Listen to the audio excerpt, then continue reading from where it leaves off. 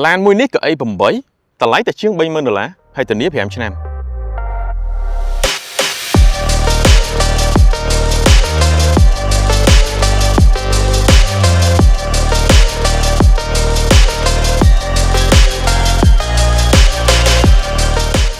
ជំរាបសួរបងប្អូនគ្នាស្វាគមន៍មកកាន់វីដេអូចំណាប់អារម្មណ៍ថ្មីទៅលើរថយន្តប្រភេទ MPV 8 កៅអីដែលទើបតែមកដល់ទីផ្សារប្រទេសកម្ពុជារបស់យើងនោះគឺជា model MG G50 ស៊េរីថ្មីចុងក្រោយ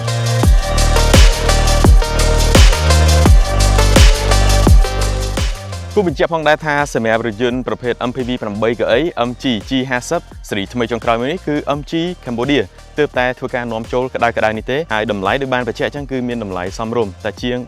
$37,000អ្វីដែលពិសេសនោះគឺយើងផ្ដល់នូវជម្រើសរហូតដល់8 កៅអីហើយរថយន្តនេះផងដែរសម្រាប់ប្រទេសសមាជិកអាស៊ានរបស់យើងក៏ទទួលបានការពេញនិយមគឺប្រទេសហ្វីលីពីនហេតុនេះហើយទើប MG គាត់ឃើញឱកាសនេះ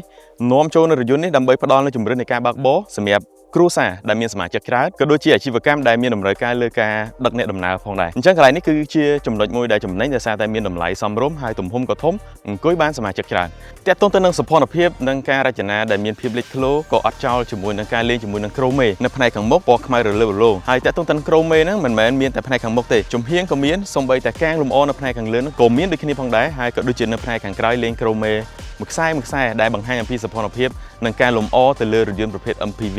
8 កៅអីមួយនេះអញ្ចឹងតើតទៅនឹងសំណុំចង្កៀងវិញដោយនៅផ្នែកខាងមុខអំពូល daytime running light ហើយនឹងសំណុំចង្កៀងបំភ្លឺផ្លូវក៏ដូចជា stop ផ្នែកខាងក្រោយគឺប្រើប្រាស់នៅសំណុំចង្កៀងប្រភេទ LED ហើយជាក់ស្ដែងហ្មងសម្រាប់សំណុំចង្កៀងនៅផ្នែកខាងមុខវិញគឺភ្ជាប់ជាមួយនឹងមុខងារបិទបើកភ្លើងដោយស្វ័យប្រវត្តិក៏ដូចជាមុខងារដែលយើងអាចធ្វើការសារ៉េទម្លាក់និងដំឡើងកម្ពស់ភ្លើងបានផងដែរហើយអ្វីដែលពិសេសសម្រាប់ផ្នែកជំហៀងវិញគឺបានប្រើប្រាស់ជាមួយនឹងយ៉ានកង់ពណ៌រាងបែបប្រផេះទំហំ17អ៊ីងហើយសម្រាប់កញ្ចក់សងខាងនេះគឺបានបំពាក់ជាមួយនឹងមុខងារក្តោបលាដោយស្វ័យប្រវត្តិនៅពេលដែលបងប្អូនគ្នា lock ឬក៏ unlock សោឡានរបស់យើងហើយដោយសារតែរថយន្តនេះគឺមានទំហំធំអញ្ចឹងសម្រាប់បដោយសរុបមានរហូតដល់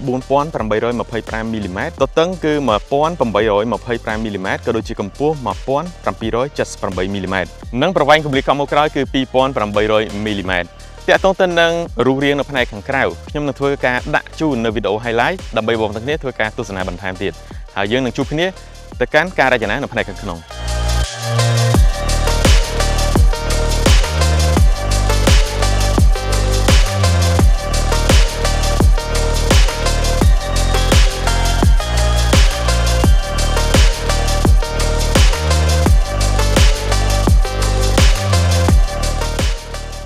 ចូលមកដល់ការរចនានៅផ្នែកខាងក្នុងអ្វីដែលខ្ញុំចាប់អារម្មណ៍ខ្លាំងដូចបានបញ្ជាក់ចឹងជារថយន្តមួយដែលប្រើប្រាស់នៅជម្រើសប្រភេទ8 កៅអីហើយសម្រាប់កៅអីនៅពេលដែលយើងចូលមកដល់ផ្នែកខាងក្នុងហ្នឹងគឺវាមានភាពធំទូលាយដោយសារតែយើងអាចធ្វើការបត់កៅអីទាំងជួរទី2ទាំងជួរទី3នៅពេលដែលយើងចង់បានកន្លែងទុកដាក់អីវ៉ាន់ឲ្យបានច្រើនគឺបងប្អូនទាំងគ្នាអាចបត់ឲ្យរាបស្មើទាំងអស់តែម្ដងឬក៏បងប្អូនទាំងគ្នាអាចធ្វើការតម្រៀបទៅតាមតម្រូវការនៃការប្រើប្រាស់ជាក់ស្ដែងរបស់បងប្អូនទាំងគ្នាអញ្ចឹងអានេះគឺជាជម្រើសមួយដែលបានផ្ដល់ជូន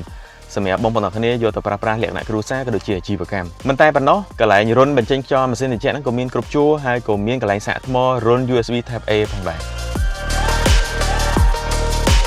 ហើយរីឯបរិក្ខារដែលបានរៀបចំតាក់ទងទៅនឹងកៅអីគឺចុចសងខាងតែម្ដងមិនថាកៅអីអ្នកបើកបរមិនថាកៅអីអ្នករួមដំណើរផ្នែកមុខគឺយើងអាចធ្វើការបជាដោយថាមពលអេឡិចត្រូនិកបន្ថែមពីនេះសម្រាប់កៅអីក៏ដូចជាបរិក្ខារដែលបានបំពាក់នេះគឺជាប្រភេទ PVC ហើយក៏លាយផងដែរជាមួយនឹងក្រូមេនេះគឺបានលេងមកច្រើនមែនទែនដោយសារតែចង់បង្ហាញឲ្យឃើញអំពីសោភ័ណភាពក៏ដូចជាផលិតភាពទៅលើរថយន្តប្រភេទ MPV មួយនេះតាក់ទងទៅនឹងអេក្រង់កំសាន្តក៏មានទំហំធំរហូតដល់ 12.3 អ៊ីងដែលបងប្អូនទាំងគ្នាអាចធ្វើការភ្ជាប់ទូរស័ព្ទដៃរបស់បងប្អូនទាំងគ្នាតាមរយៈ Apple CarPlay ជាមួយនឹងឧបករណ៍បំពងសំឡេង6ចំណុចផងដែរហើយតាក់ទងទៅនឹង console កណ្ដាលយើងអាចធ្វើការដាក់កែវទឹកដាក់ទូរស័ព្ទដៃរបស់យើងសាកថ្មតាមរយៈ USB Type A ហើយក៏មានផងដែរជាមួយនឹងប្រភេទ LCD ដែលយើងអាចធ្វើការសារ៉េកម្រិតម៉ាស៊ីនត្រជាក់ហើយក៏ដូចជាហ្វ្រាំងដៃប្រើប្រាស់នៅប្រភេទហ្វ្រាំងដៃអេឡិចត្រូនិកខ្ញុំចាប់អារម្មណ៍មួយទៀតតាក់ទងទៅនឹងការរៀបចំជាមួយនឹងប្លុកម៉ាស៊ីនជាមួយនឹងកាប៊ីននៃការបើកបរហ្នឹងគឺរៀបមករៀងនៅឆ្ងាយអញ្ចឹងហើយកន្លែងប្លុកម៉ាស៊ីនក៏ដូចជាសំឡេងដែលចូលពីម៉ាស៊ីនចូលមកក្នុងកាប៊ីននៃឡានគឺកាត់បន្ថយបានច្រើនអញ្ចឹងជាក់ស្ដែងហ្មងគឺខ្ញុំទទួលបានអារម្មណ៍ថាគេរៀបចំនេះមិនត្រឹមតែយើងអាចមើល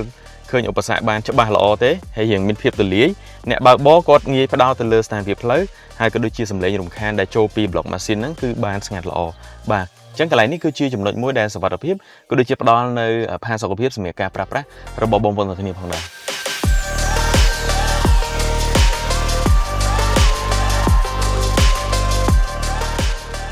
ច រីឯមុខងារសុវត្ថិភាពក៏ដូចជាប្រព័ន្ធជំនួយនៃការបើកបរមានដូចជាកាមេរ៉ាមើលក្រោយ sensor នៅផ្នែកខាងក្រោយចំនួន3ដែលផ្ដល់នូវជំរឿននៃការបើកបរបងប្អូនទាំងគ្នាមានសុវត្ថិភាពអញ្ចឹងគឺជាញៀនមួយសម្រាប់សម្រួលដល់ការចូលចំណតក៏ដូចជាចេញពីចំណតហើយមួយវិញទៀតសម្រាប់ការបើកបរនៅលើផ្លូវលឿនលឿនយើងចាំបាច់យើងត្រូវការ cruise control អញ្ចឹងសម្រាប់រថយន្តនេះក៏មានផងដែរហើយបំពាក់ជាមួយនឹងមុខងារដែលយើងអាចធ្វើការមើលជាមួយនឹងសម្ពាធខ្យល់កង់រថយន្តរបស់យើង TPMS ហើយក៏ដូចជាពងសុវត្ថិភាពមធ្យមរថយន្តប្រព័ន្ធទប់លំនឹង VSC ក៏ដូចជាប្រព័ន្ធជំនួយឡើងចំណាត់ផងដែរ HSA ហើយ frank គៀបទាំង4កង់តែម្ដងអញ្ចឹងរាល់ការប្រើប្រាស់ការបញ្ឈប់រថយន្តគឺមានសុវត្ថិភាពផងដែរហើយក៏ដូចជាប្រព័ន្ធជំនួយការបើកបរក៏មានច្រើនដូចគ្នាផងដែរអញ្ចឹងសម្រាប់បទពិសោធន៍នៃការបើកបររបស់ខ្ញុំតាក់ទងទៅនឹងរថយន្តនេះសម្រាប់រថយន្តនេះគឺដំណើរការដោយម៉ាស៊ីនសាំងចំនួន 1.5 លីត្រ Turbo Charge ហើយបានប្រើប្រាស់ជាមួយនឹងប្រអប់លេខ 7 វគ្គប្រភេទ Dual Clutch សម្រាប់ថាមពលកម្លាំងម៉ាស៊ីនគឺអាចផលិតកម្លាំងបានរហូតដល់ 181 PS កម្លាំងរមុលគឺ 286 Newtonម៉ែត្រមួយវិញទៀតនៅពេលដែលបងប្អូនទាំងគ្នាចង់បានសន្ទុះល្បឿននៃការបើកបរខ្លាំងក៏ដូចជាការបើកបរបែប Sport គឺយើងអាចទះបញ្ចេញបញ្ចូលលេខតាមរយៈ pedal shift ដែលនៅលើដៃចង្កូតនេះបានផងដែរដែលមានរហូតដល់ 6 វគ្គផងដែរហើយសម្រាប់ប្រព័ន្ធជើងក្រោមក៏ដំណើរការបានល្អផងដែរដោយផ្នែកខាងមុខគឺគេប្រើប្រាស់នៅប្រភេទ MacPherson ហើយផ្នែកខាងក្រោយគឺគេប្រើប្រាស់នៅប្រភេទ Tucson Bin ទាំងនេះគឺជាបទពិសោធន៍របស់ខ្ញុំទៅលើការបើកបររថយន្ត MG G50 ស៊េរីថ្មីចុងក្រោយប្រភេទ MPV 8 កៅអីដោយសារតែខ្ញុំបានប្រាប់បងប្អូនទាំងគ្នាតាក់ទងទៅនឹង space នៃការរៀបចំតាក់ទងទៅនឹងកៅអីបត់រៀបស្មើអញ្ចឹងទៅអញ្ចឹងខ្ញុំនឹងបង្ហាញបងប្អូនទាំងគ្នាទៅលើជម្រើសនៃការបត់កៅអីរបស់យើងក៏ដូចជាការរៀបនៅកៅអីរបស់យើងបានប្រមាណរបៀបតោះឥឡូវខ្ញុំមានវីដេអូធ្វើការបង្ហាញជូនបងប្អូនទាំងគ្នាផងដែរ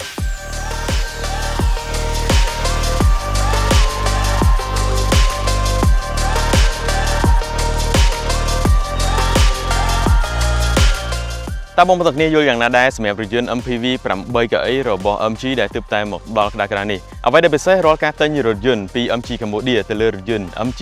G50 ស៊េរីថ្មីចុងក្រោយដែលមានតម្លៃជាង $37,000 បងប្អូនទាំងគ្នានឹងទទួលបាននូវការធានារយៈពេល5ឆ្នាំឬ 150,000 គីឡូម៉ែត្រពីក្រុមហ៊ុនផ្លូវការ MG Cambodia សម្រាប់ព័ត៌មានបន្ថែមឬកាន់ដៃចង្កូតបើកបរសាកល្បងរថយន្តផ្ទាល់បងប្អូនទាំងគ្នាអាចតាក់ទងបានតាមរយៈលេខទូរស័ព្ទដែលមានបង្ហាញនៅលើអេក្រង់នេះស្រាប់ឬទំព័រ Facebook ផ្លូវការ MG Cambodia ពីខ្ញុំនៅក្រុមការងាររបស់ Camboto សូមអរគុណនិងសូមជម្រាបជួបគ្នានៅវីដេអូក្រោយ